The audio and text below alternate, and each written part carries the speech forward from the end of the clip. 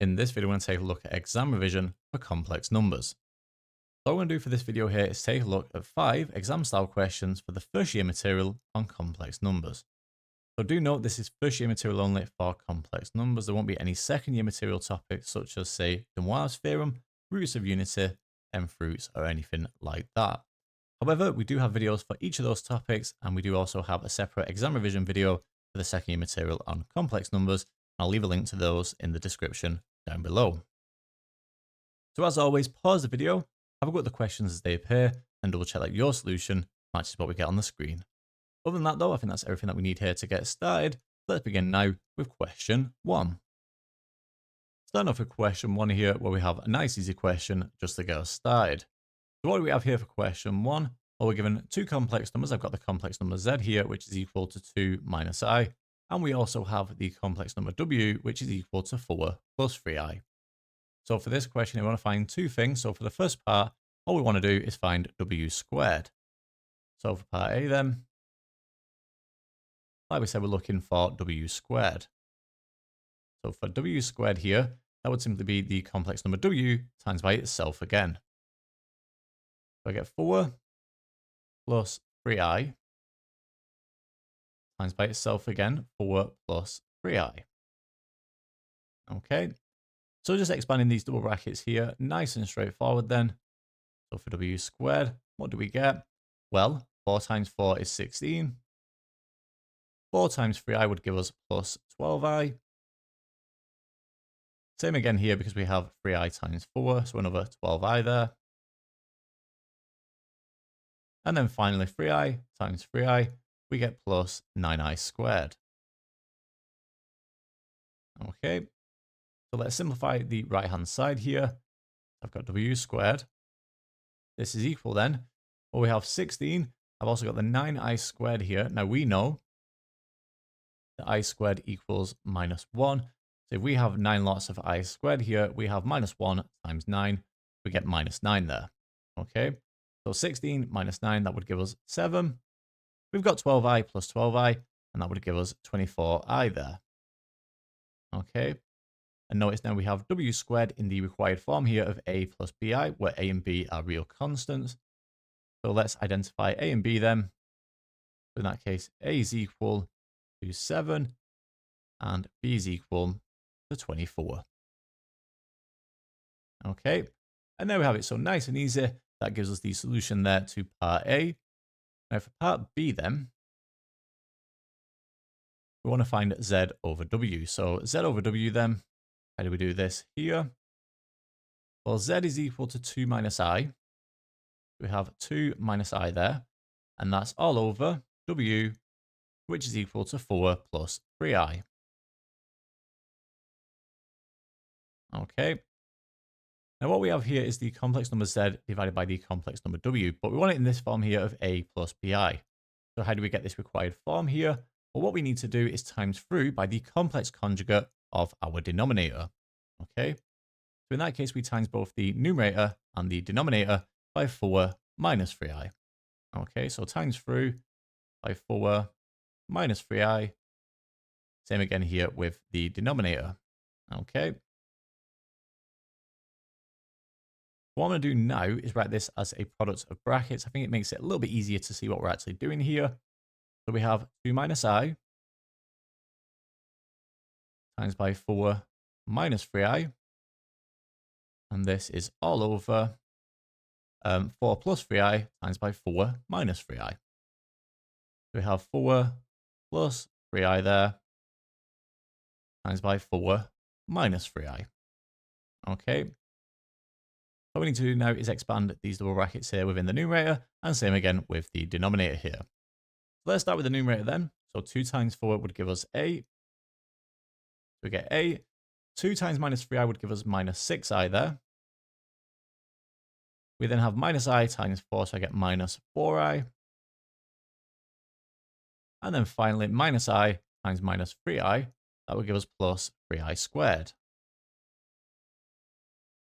Okay. And this is all over.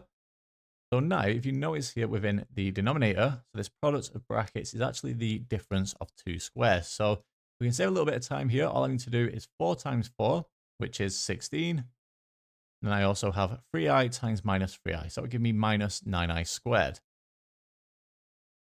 We don't need to worry about the middle two terms here because they will cancel out. That's because they are the difference of two squares, right? So nice and easy then. Let's simplify both the numerator and the denominator here. So I've got minus 6i minus 4i. So that would be minus 10i. We get minus 10i. I've also got 8 here and this 3i squared. So how do we deal with that? Well, I squared, like we said here, is minus 1. So if I've got 3 lots of minus 1, that's the same as minus 3. So I've got 8 minus 3, so we get 5 there. Okay, so I get 5 minus 10i, and that's all over 16 minus 9i squared.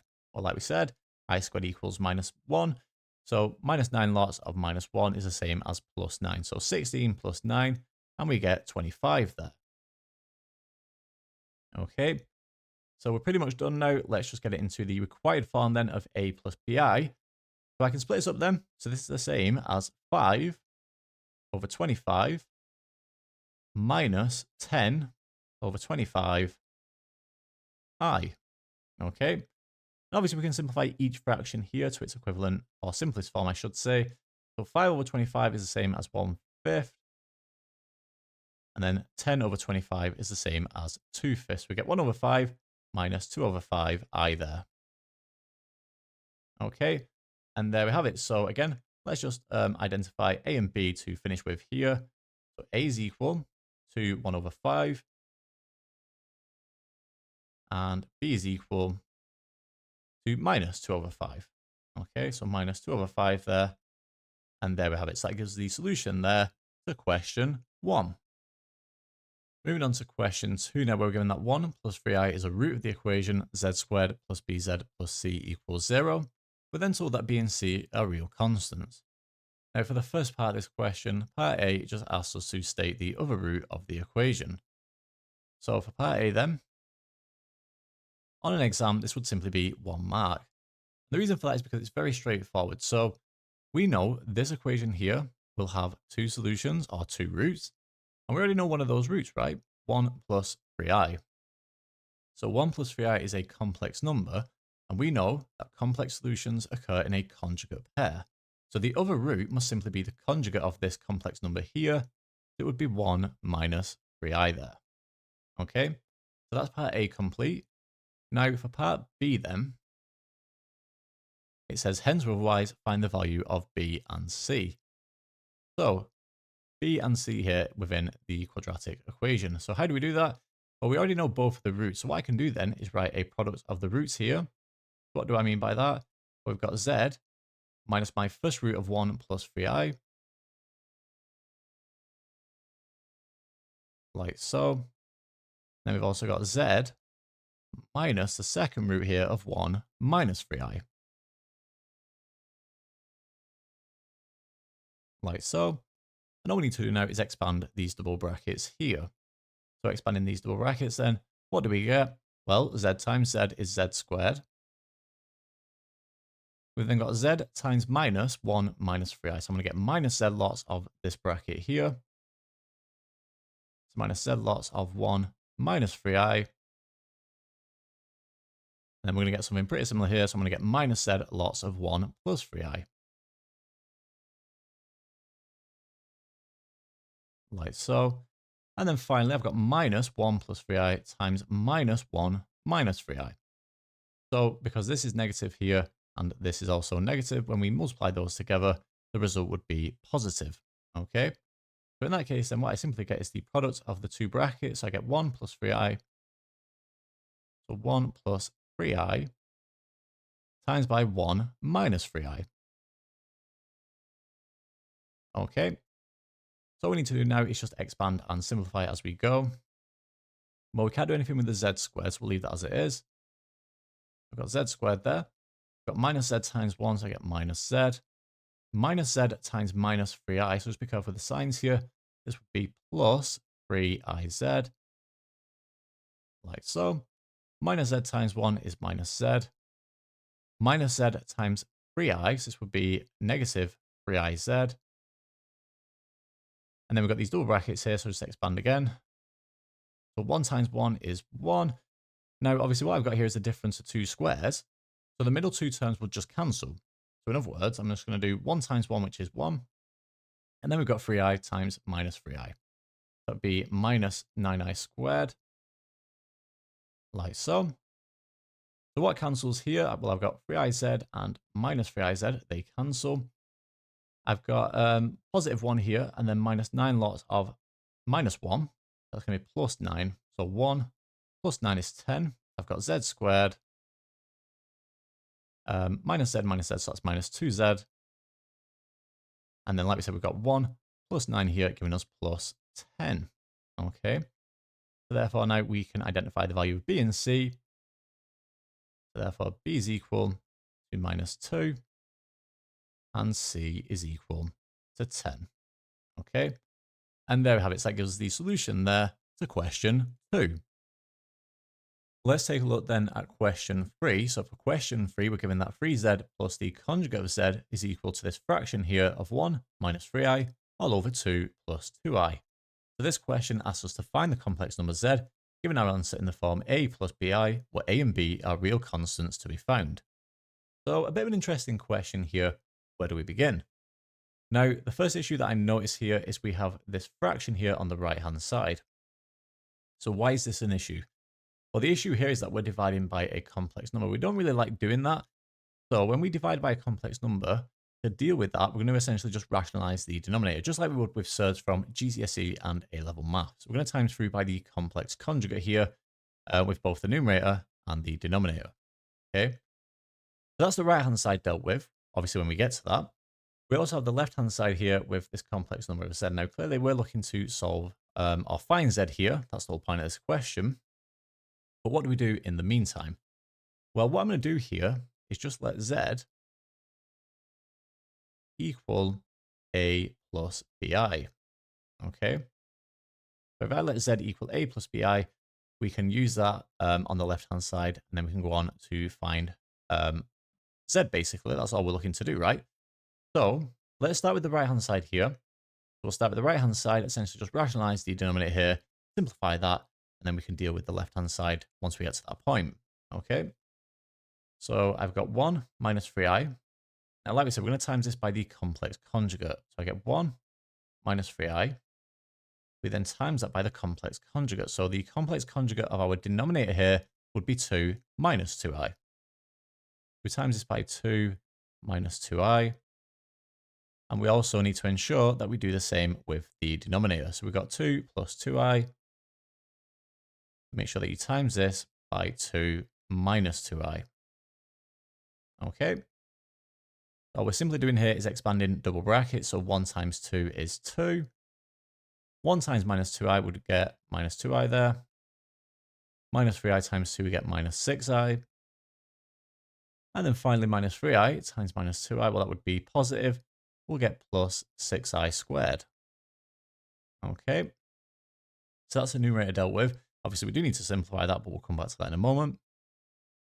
And this is all over. I've got 2 times 2, which is 4. Now, with the denominator here, what we've got is a difference of 2 squares. Obviously, when I expand these double brackets here, the middle 2 terms will cancel. So basically, all I need to do is 2 times 2, which is 4, and then 2i times minus 2i to give us minus 4i squared. Okay. So let's simplify the numerator here. So 2. Then we've got 6i squared. So I squared is minus 1, so 6 lots minus 1. So 2 minus 6 gives us minus 4. So minus 4 there. We've got minus 2i minus 6i, so that gives us minus 8i. Okay, so that's the numerator. This is all over then 4 minus 4 lots of minus 1. So I squared equals minus 1, so minus 4 lots of minus 1, that's the same as plus 4. Okay, so we've got 4 plus 4, giving us a denominator of 8. Okay, so what I've got here then is minus 4 minus 8i all over 8, which we can simplify them. So this is the same as minus a half minus I. Okay, so what I've got here then is 3z plus the conjugate of z. so z with a little star here, is equal then to minus a half minus I. So what we said at the beginning was we were going to let z equal a plus bi. So now we need to use this substitution here, or this fact that z is equal to a plus bi. So we've got three lots of a plus bi plus the conjugate of z. So if z is equal to a plus bi, then the conjugate here is a minus bi. Okay, so plus a minus bi there. I'll just put it in a bracket just so it keeps it nice and clean. And that is equal then to minus a half minus I. Okay, so let's expand this single bracket here. So 3 times a, we get 3a. We've then got 3 times bi, so I get 3bi there. We've then got plus a and minus bi. So plus a and minus bi. And that is equal to minus a half minus I. Okay, so let's simplify the left-hand side here. You could have obviously done this all in one step, but I just want to make it clear each step and what I'm actually doing. So 3a plus a, we get 4a. And then finally, we've got 3bi minus bi to give us 2bi there. Okay, and that is equal to minus a half minus I. So all I need to do now is equate the coefficients. So the real parts and the imaginary parts. So for the real part here, what I've got then is 4a is equal to minus a half. So 4a equals minus a half. Solve for a here. And we get that a is equal to minus a half divided by 4. So minus a half divided by 4, we get minus 1 over 8 there. Doing the same now for b here. So what I've got then is 2b. Do it over here. 2b is equal to minus 1. Solve for b, nice and straightforward then. Just divide both sides by 2. And we get that b is equal to minus a half there. Okay. And there we have it. So what we've got now is the value of a and the value of b. So we can now write this as a complex number. So therefore z, if we write in the form a plus bi, where a is minus 1 over 8. We get minus 1 over 8 there. Then we've got bi, where b is minus a half. So minus a half I there. Okay. And there we have it. So that gives us the solution there to question 3. Moving on to question 4 now. So we've got g of z here equals z cubed minus 3z squared plus 7z plus k, where k belongs to the set of real numbers. We're then given that g of 1 plus 2i equals 0. And for the first part of this question, part A, all I want to do is find the value of k. So for part A then, find the value of k. Where do we begin? Well, I'm going to use this fact here that g of 1 plus 2i equals 0. So in that case then, wherever we have a z, replace that with 1 plus 2i, set this equal to 0, and from there we can go on to solve for k. So starting off then, we have z cubed, so that's going to be 1 plus 2i all cubed. So 1 plus 2i all cubed. We then got minus 3 lots of 1 plus 2i all squared, plus 7 lots of 1 plus 2i. And then finally plus k here. So plus k at the very end. And this is all equal to 0. That's what we've been told, right? So g of 1 plus 2i equals 0. So from here on out, let's simplify and then go on to solve for k. So for 1 plus 2i to the power of 3, I would recommend using the binomial expansion. You don't have to, you can do it by hand. Obviously, in the interest of saving a bit of time, the binomial expansion is very much favorable.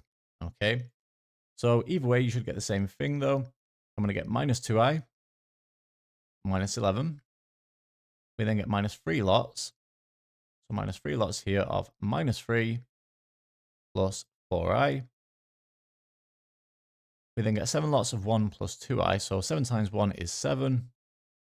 7 times 2i, we get 14i there. We also have plus k here. And this all equal to 0. Okay. Now, we're given that k is, or k belongs to the set of real numbers. So I would expect here that the imaginary part will cancel out. So minus 2i, we've got minus 3 times 4i. So that's minus 12i. So minus 2i minus 12i is minus 14i. We've also got plus 14i here. So they all cancel as expected, like so. What else have we got here? So I've got minus 11, minus 3 lots of minus 3. So that's plus 9. We've also got plus 7 here. So 9 plus 7 is 16. Minus 11 gives us 5 there. What I've got here then is k plus 5. And that is equal to 0. And then from here, nice and easy, we can find the value of k. So therefore, k is equal to minus 5. Okay. So there we have it. So that is the solution to the first part of this question, part A. Now, what about part B? So for part B then, it asks us to find the other two roots of the equation. So we have a cubic here, okay? So we know we're going to have 3 roots to this cubic, okay?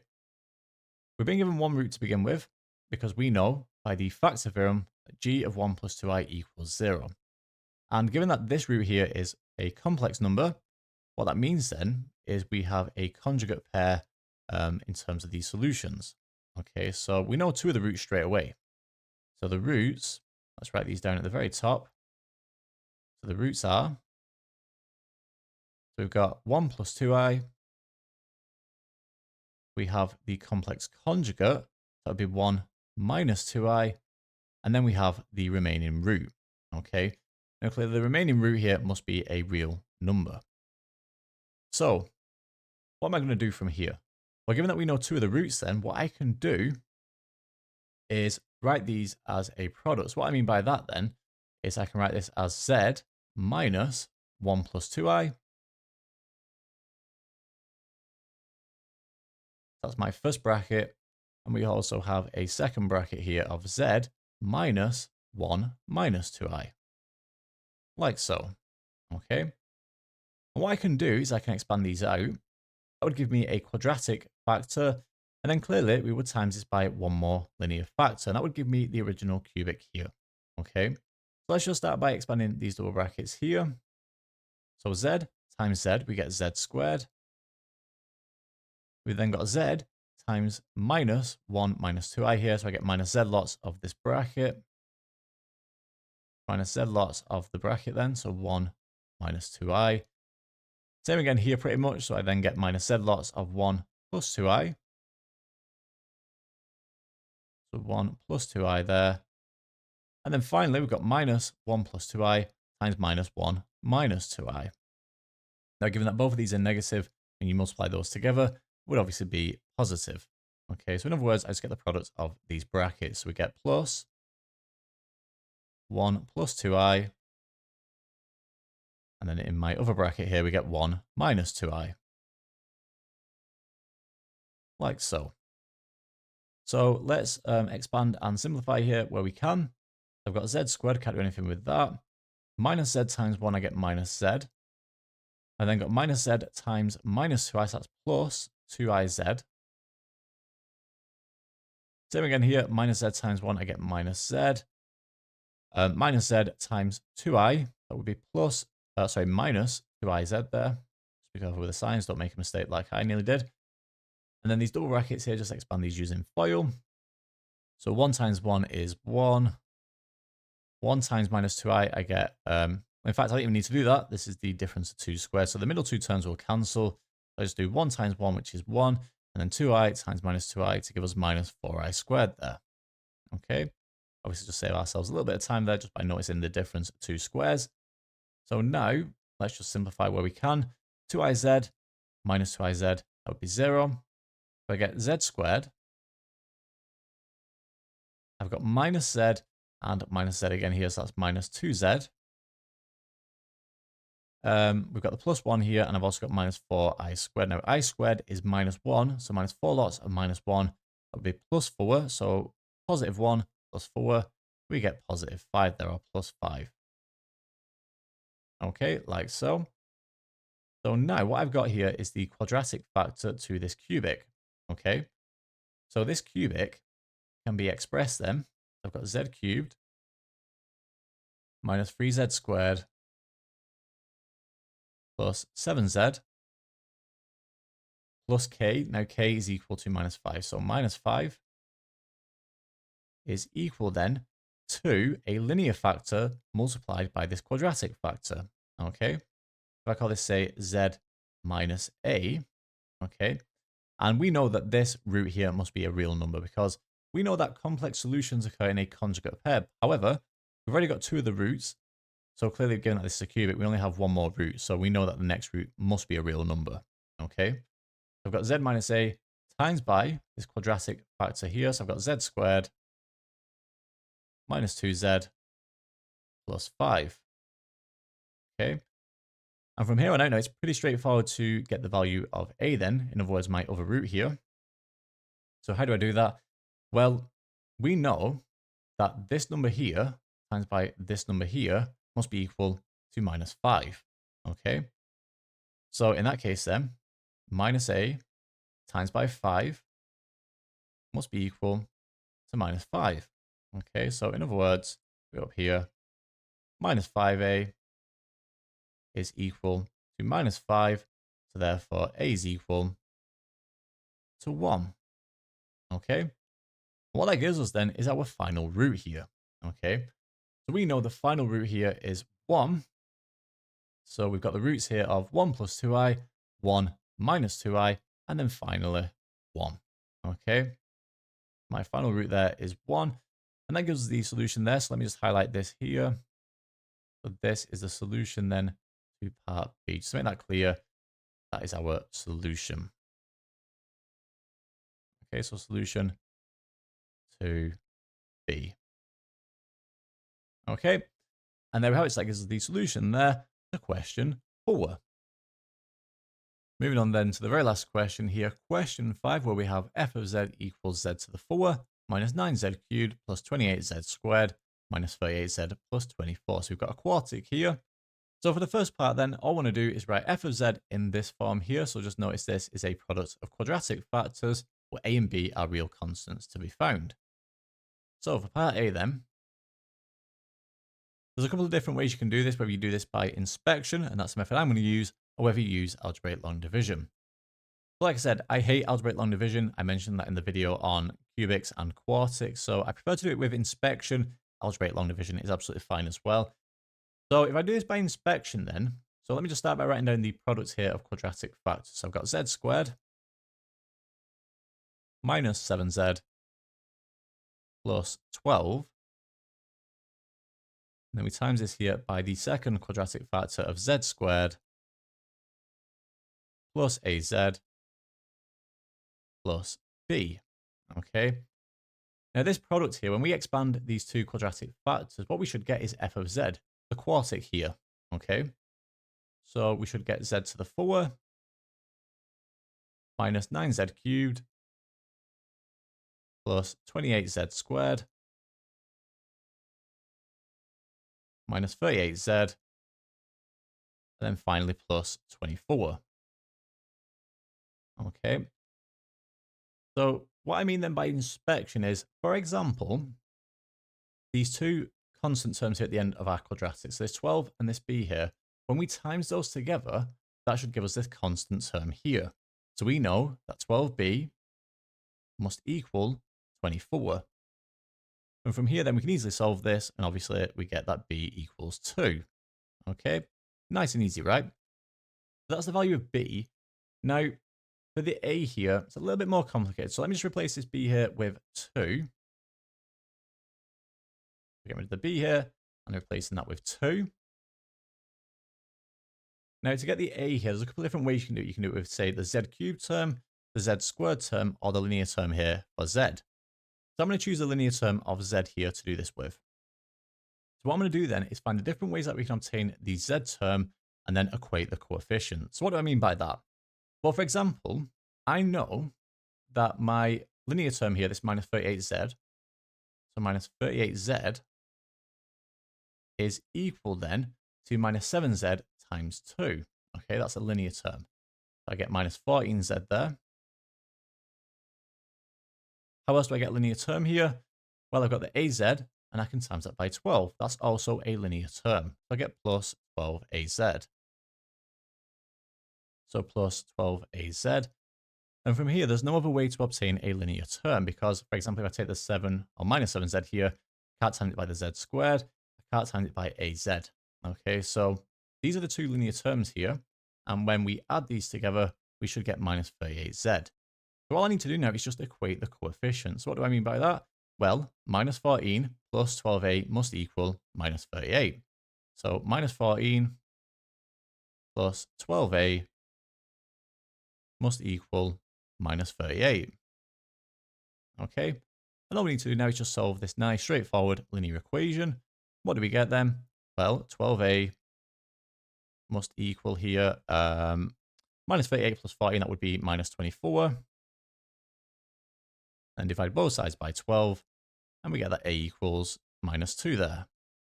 Okay, so a equals minus 2. So we're pretty much done now. All we want to do then to finish with here for part A is actually do what we're asked to do. So we want to write f of z in this form here. So we find the value of a, we find the value of b. We just need to write in this form here. So therefore, let's do it underneath. So therefore, f of z is equal. So obviously, this bracket here is just the same, z squared minus 7z plus 12. So z squared minus 7z plus 12. Then we times this by the second quadratic factor here. We've got z squared. We've got plus az, however, a equals minus 2. So we get minus 2z. Minus 2z there. And then finally plus b here, which is 2. Okay, so we've got plus 2 there. And there we have it. So that's exactly what we were asked to do then. So we've already found the value of a and b. And there we have it. So that's the question complete. Okay. So that's the first part of this question done. Now for part b then, it says hence or otherwise find all the solutions to f of z equals 0. Now we're going to need a little bit more room here. So what I would say is, if you haven't already done it, write down what we've got here, this f of z. So we're going to need that now to answer part B. Okay, let me just quickly clear the screen here. Let me just write down f of z here just to carry on with then. So for part B, f of z is equal then, I've got z squared minus 7z plus 12. And then we times that by z squared minus 2z plus 2. Okay. And what we're doing here is finding all the solutions to f of z equals 0. So we set this equal to 0 now. Okay. Now we have two quadratic factors here. So we have a quartic. So we're going to expect 4 roots here. Okay. So we're going to get 2 roots from this quadratic here and another 2 roots from this quadratic here. Now, given that this is an A-Level Further Maths exam question, clearly I wouldn't expect all the roots here to be real. Okay. So what I'm going to get here basically is one of 3 situations. We either get that all 4 roots are real, but as we've mentioned, that won't be possible in this case. Otherwise, it won't be an A-Level Further Maths exam question. The other scenario is we get 2 real roots. So for example, this might have, say, 2 real roots, and this could have 2 complex roots, okay, because they occur in a conjugate pair. Or the other alternative is that we get 2 complex solutions here for this quadratic, and same again for this quadratic here. So we get a conjugate pair here and a conjugate pair here as well. So 2 lots of complex solutions here and another 2 lots of complex solutions here. Okay. So it's up to you how you go about this. You might want to calculate the discriminant on each quadratic here. And you can do that. And that would tell you whether this would have, say, 2 real solutions or whether these solutions are complex, okay, or not real. Now, just by inspection, I look at this quadratic here and I can see straight away that this would factorize and give me 2 real solutions. Okay. This will factorize, right? This factorizes. What do I get when I factorize this here? Well, I get z minus 3 and z minus 4. Okay. So therefore, if this is equal to 0, my solution is now nice and straightforward then. We get that z equals 3 and z equals 4. Okay. So we found 2 of the solutions then. We now need the remaining 2 solutions. And what I'd expect then is that these remaining 2 solutions are complex. Okay. And they occur in a conjugate pair. So what I need to do now is take this quadratic here and set that equal to 0. So I've got z squared minus 2z plus 2, and this is equal to 0. So to solve this here, what I'm going to do is complete the square. So we complete the square on this quadratic here. Nice and straightforward then. I get z minus 1 all squared. We get z minus 1 all squared. I then get minus 1 plus the 2 here. So minus 1 plus 2, that would give me plus 1. And that is equal to 0. Okay. So we want to solve here for z. So I'm going to subtract 1 off both sides. So I get z minus 1 all squared is equal to minus 1. We now take the square root of both sides here. So I get z minus 1 is equal. Now just be very careful here. We need both the positive and negative solution here. So we get plus or minus. The square root of minus 1 and the square root of minus 1 is equal to I. We get plus or minus I here. And therefore then, if we want the solution for z, we add 1 to both sides. So therefore z is equal. So z equals here 1 plus or minus I. Okay. So therefore, let's just give the solutions at the very bottom then. So therefore, the solutions. So the solutions to f of z equals 0 are, let me give these underneath. So I've got 3 and 4 here. We've got 3, 4. We've got 1 plus I. And then finally 1 minus I. Okay. And there we've got our 4 roots there, our 4 solutions. And that gives the solution there to the very last question, which is question 5. And that brings us to the end of this video on exam revision for complex numbers.